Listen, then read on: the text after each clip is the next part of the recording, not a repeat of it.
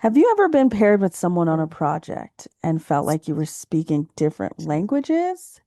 Or maybe you're trying to build a connection and it's just not landing. In this episode, we're unpacking what to do when the chemistry is missing, but the collaboration still has to happen. We will share stories, give tactical tools, and offer ways to build respect even when connection doesn't come easy. We wanted to share a review from one of our listeners. MFI11 said, "This is applicable to both men and women." I don't think he was talking about this episode, but this one is as well. Yeah, so get your men friends subscribing to the podcast. Welcome to Communication Skills for Working Women. I'm Elizabeth. And I'm Rose May. Do you find yourself second guessing or avoiding conversations because you're worried about being misunderstood? You're not alone. On this show, we're sharing tangible tools for assertiveness, emotional resilience, and real life communication wins and fails. Let's sharpen our communication together.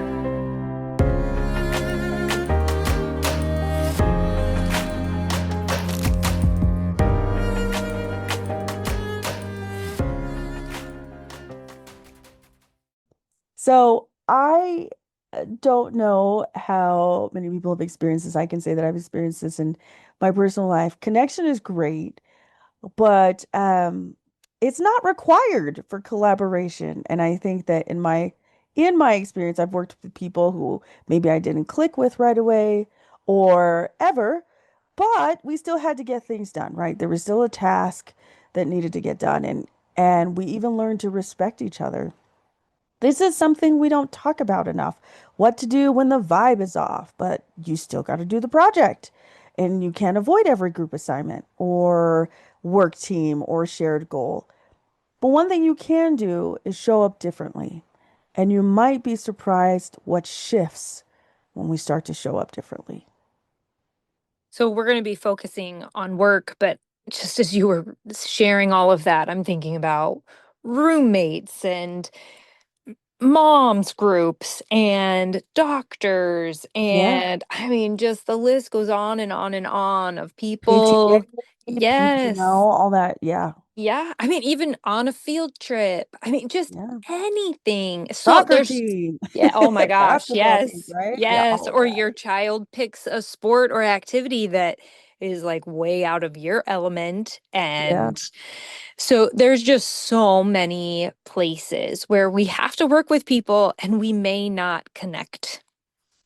So I once had to work with someone, it was a more creative project. And from day one, I went all in, right? I was excited about this. I was giving lots of ideas. I was just like putting everything out there.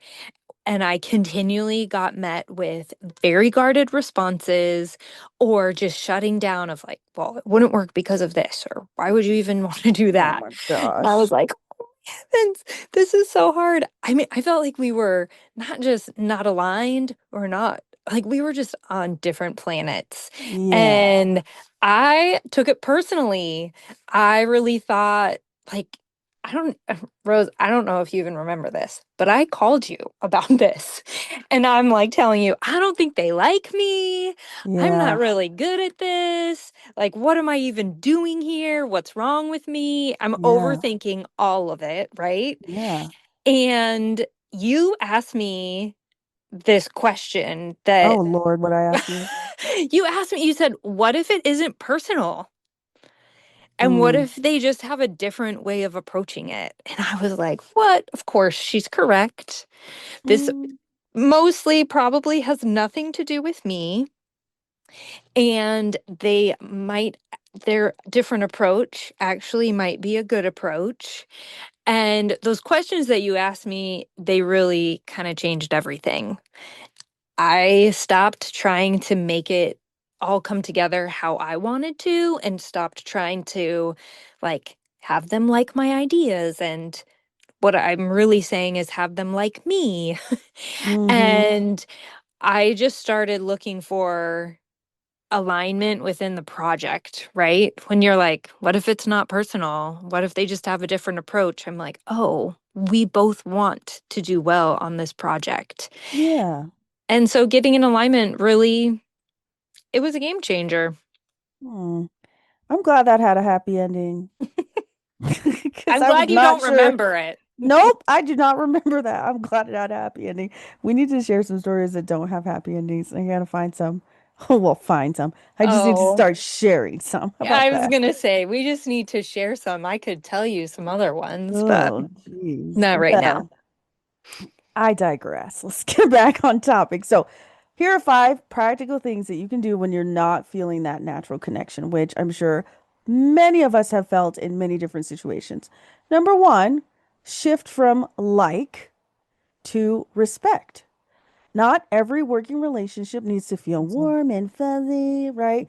You can just ask yourself, what can I respect about how they work or what they bring to the table? Just start there by identifying the things that were actually going to help you produce or get the outcomes that you're looking for, as opposed to finding reasons to like or dislike someone.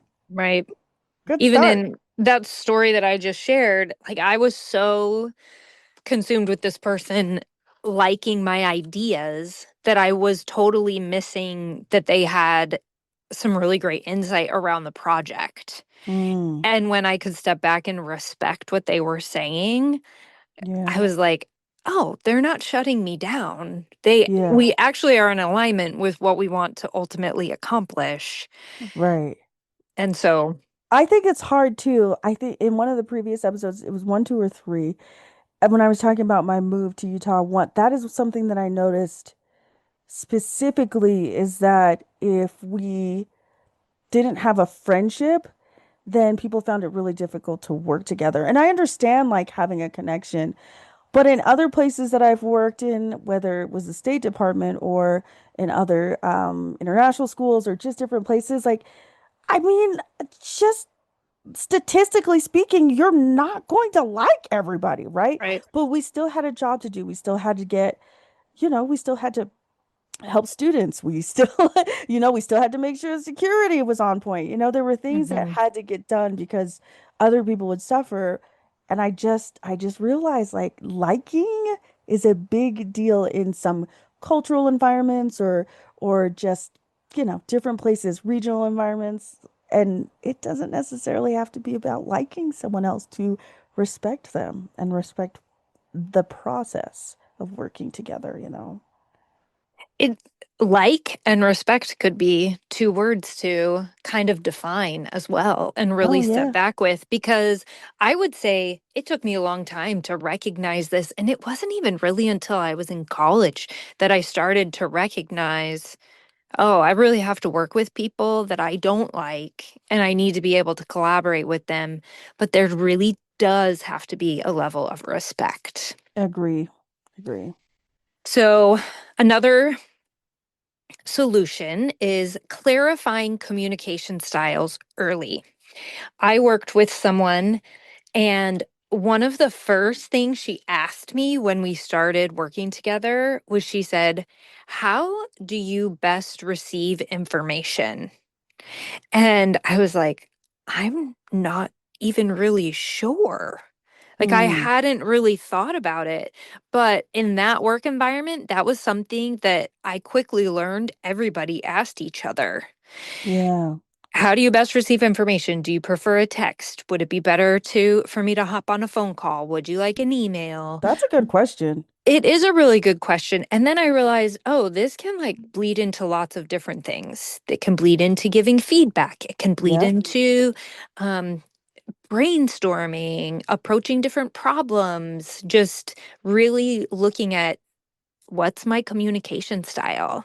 Yeah. So, another question you could ask is what helps you feel clear or what helps you feel supported in a project? I have found some people really like a timeline. They want to know what needs to be done when. Other people want to move a little more fluid and they just want to say, hey, we're going to meet together regularly. And that's Right. enough structure. And so I've also learned that people are very accommodating.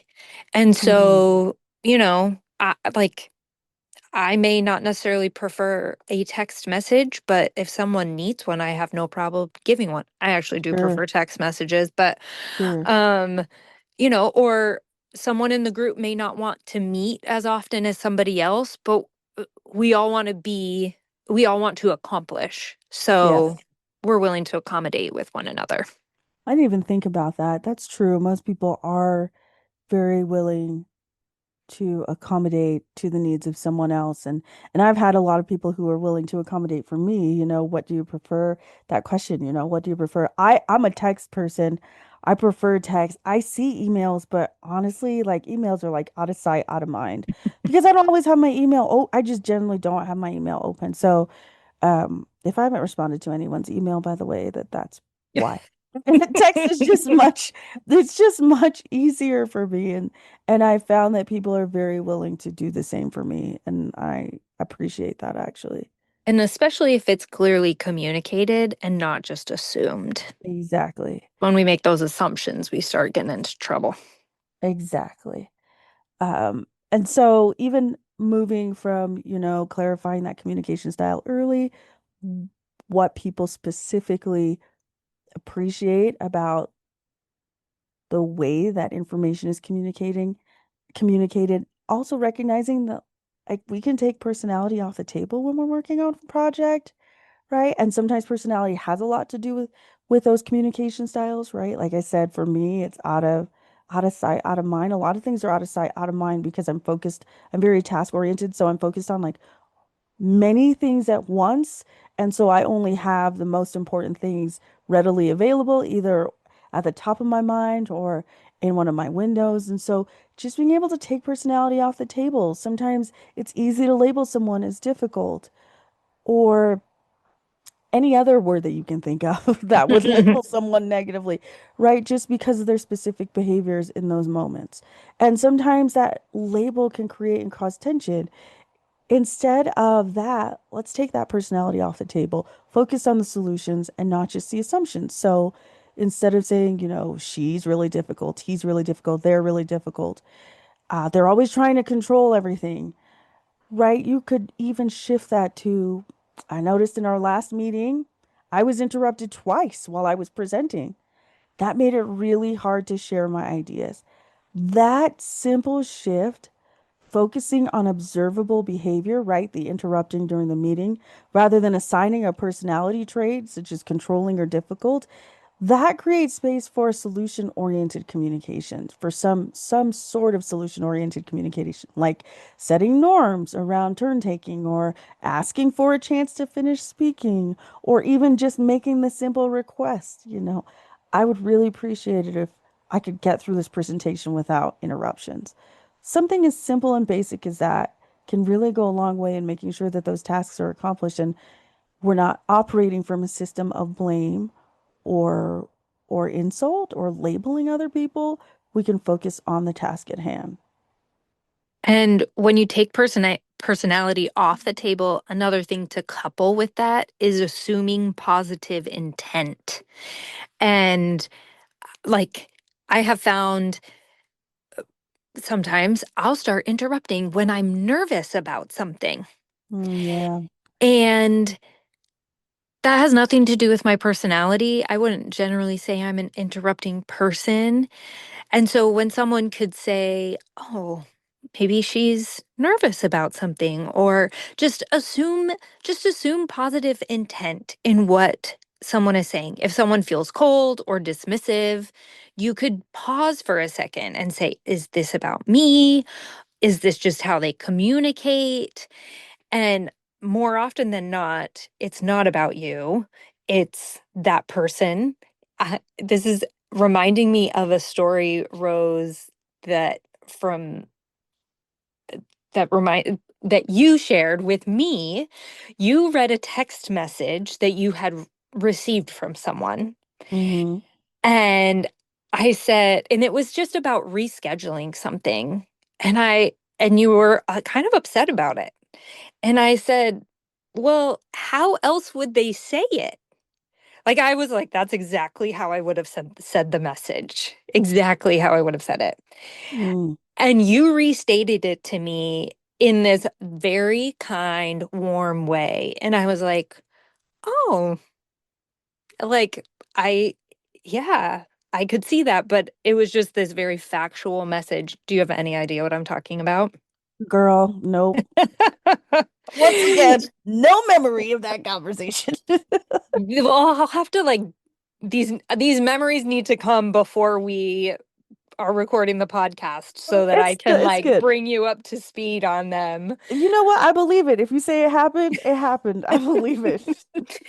But assuming positive intent in the person and just in their attempts to communicate can get you really far in life. And it can really relieve a lot of unnecessary stress in your own life. So even if you don't want to assume positive intent for them because they really bug you, assume positive intent for you and it will just provide a lot of relief for you. Agree. Agree. And that brings us back to, right, at the end of the day, we have a common goal, right? And just repeating to yourself, we're here to make this happen. We're here to accomplish this task. Let the goal be bigger than the gap in your chemistry, than the gap in your connection. Also, remember, like, it's also okay for people to not like you. It's hard, and sometimes our feelings are hurt. But honestly, at the end of the day, it's okay to not like everybody. It's okay for personalities to not work well together. Can we accomplish this task? That is the bottom line. Can we make these things happen? And when you can use these skills that we've just shared, or even these shifts in thinking and speaking and behaving, then you can get to that bottom line. You can focus on that shared goal, and the goal can be bigger than the gap in your connection. I love that. So this week, if you're working with someone you don't connect with, try focusing on just one of the five things and let us know how it goes. So, a reminder of the five things. Shift your thoughts from liking the person or them liking you to a place of respect. Clarify your communication styles. Take personality off the table. Assume positive intent and focus on the shared goal. You can accomplish your goals at work and in life, even if there is struggle around connection. Now, these tools, they're not going to magically create connection, okay? But they do build something that is even more powerful: mutual respect, trust, and forward movement. So, if you feel like this episode gave you language for some of these things that you're already struggling with or you may have struggled with in the past, share it with a teammate or a friend. Share one of these skills with them. Tell them how you're going to try to apply it in your life. Like, share that experience. We need to normalize the fact that not every connection is instant, and that's okay. Not every interaction is a connection in the ways that we would like it to be, and that's okay. You can still work together, you can still grow, and who knows? Respect sometimes grows in the cracks where connection didn't show up right away. So don't forget to subscribe so you never miss an episode. Your support means everything to us. Connect with us on Instagram at Communication Skills for Women, or send us an email at communicationskillsforwomen@gmail.com, or check out our website for more personalized coaching at communicateconnectthrive.com. If you're looking to be part of our community, we've provided a link to our Facebook group. Until next time, speak clearly, listen bravely.